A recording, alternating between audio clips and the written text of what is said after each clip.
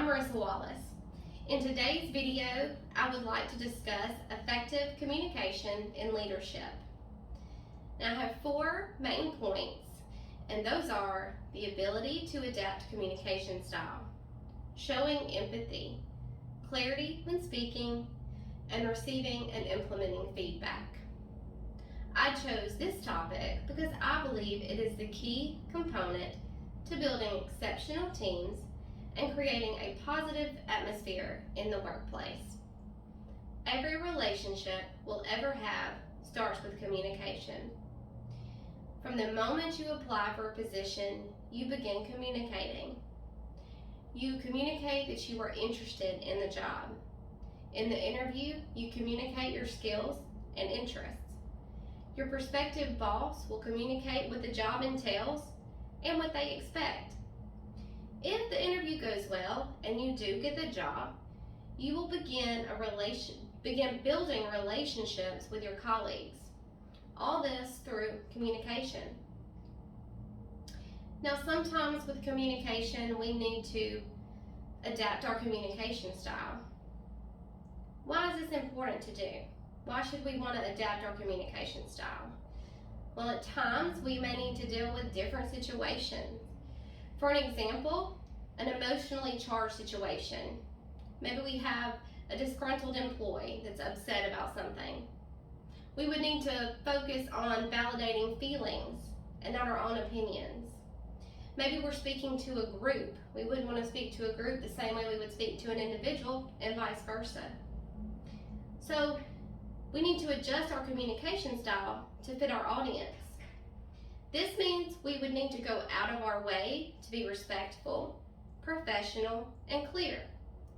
Adjusting communication style can be done by varying your tone to fit the situation, matching vocabulary to your audience. If you're able, you might want to map out what you want to say. You'll also want to show empathy if the situation calls for it. What is empathy?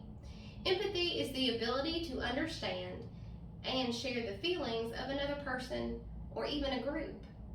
As a leader, you'll need to communicate that you understand the needs of others and that they can communicate their thoughts and feelings with you.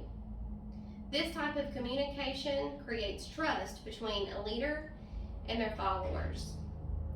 When a team feels appreciated, valued, and cared for, they become more productive, engaged, and are willing to put in more effort.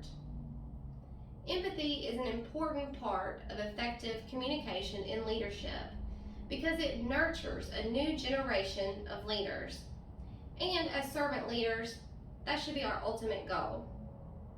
Now, having or showing empathy doesn't mean we allow team members to not complete tasks or do their job. Maybe a team member doesn't agree with the way things are being done, or maybe they don't want to work with a particular person on a project. As a leader, you can be understanding and empathize, but you still have to be clear about what you expect.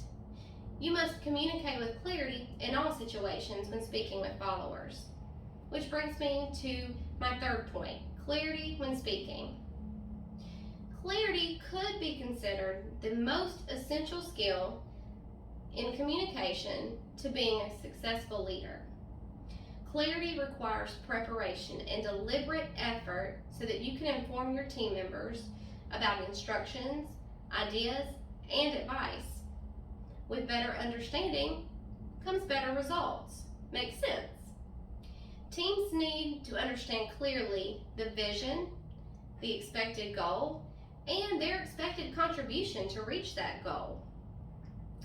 Clarity answers the what, the why, and the how. Some tips on creating clarity are keeping your message simple and to the point. Say exactly what you mean.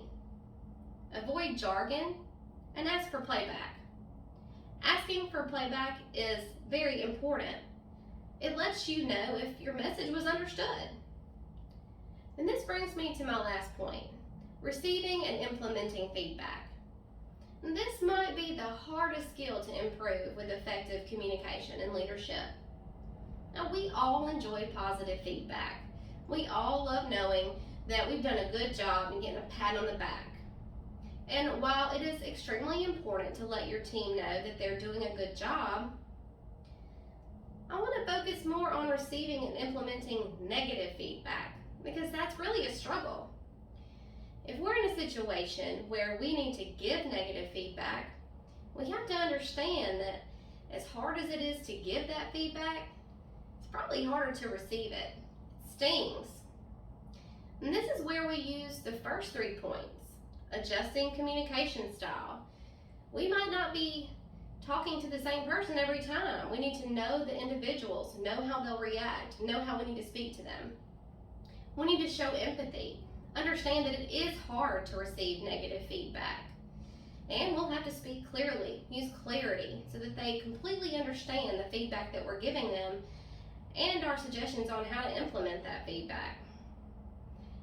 In order to do this, we have a few tips. We can practice active listening, avoid arguing. We need to watch our body language. We don't need to seem angry. Analyze not only the situation, but the individual that we're speaking to. We can also help the receiver keep a positive mindset, help them establish measurable goals, and let them know that we're here to help them apply any changes necessary. As leaders, we receive negative feedback too. We have to remember all those suggestions. We can keep them for ourselves also, and remember that we all have room for improvement. Effective communication is the key to building a successful team. This involves adjusting your communication style, showing empathy to others, having clarity when speaking to our team, and receiving and implementing feedback. Effective communication builds trust and enhances performance. It provides purpose, avoids communication, and effective communication promotes a positive atmosphere.